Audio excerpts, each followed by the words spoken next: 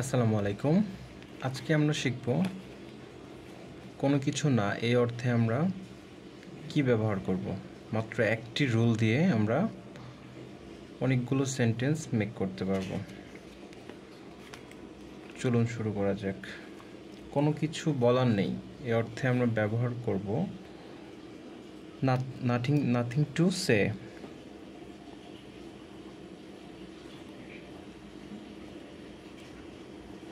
Nothing to say, nothing to সে, কোনো কিছু বলার নেই।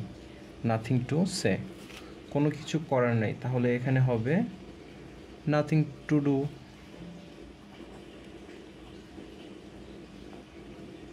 নাথিং টু ডু, কোনো কিছু করার নেই, নাথিং টু ডু।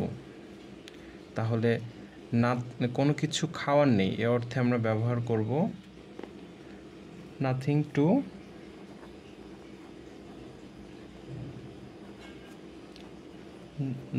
টু ইট, কোনো কিছু খাওয়ার নেই। নাথিং টু ইট, কিছু পড়ার নেই।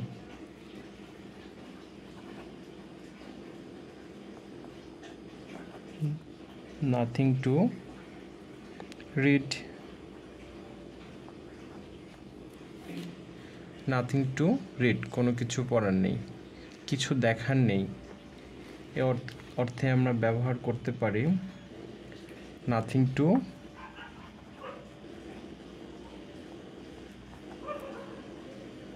সি। নাথিং টু সি, কোনো কিছু দেখার নেই, আবার কোনো কিছু দেওয়ার নেই এ অর্থে আমরা ব্যবহার করব nothing to give. Nothing to give, কোনো কিছু দেওয়ার নেই, তাহলে কিছু জানার নেই, এই ক্ষেত্রে আমরা ব্যবহার করতে পারি nothing to know.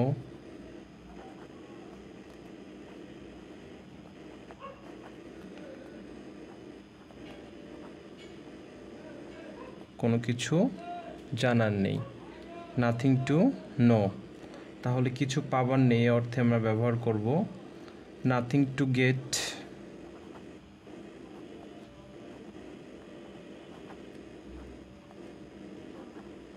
Nothing to gate, কোনো কিছু পাওয়ার নেই, তাহলে কিছু নেওয়ার নেই এ অর্থে আমরা ব্যবহার করতে পারি নাথিং টু টেক।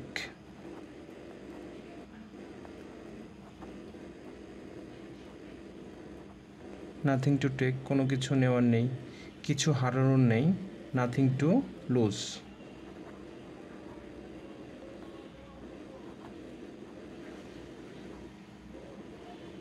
কোনো কিছু হারানোর নেই। তাহলে এখানে মাত্র আমরা একটি রুল দিয়ে অনেকগুলো সেন্টেন্স তৈরি করলাম। এভাবে আমরা ইংলিশে দৈনন্দিন কাজে কথা ব্যবহার করতে পারি বা শিখতে পারি। নাথিং টু এর সাথে আমরা কি যোগ করব? Verb. Nothing to say, nothing to do, nothing to eat, nothing to read, nothing to C,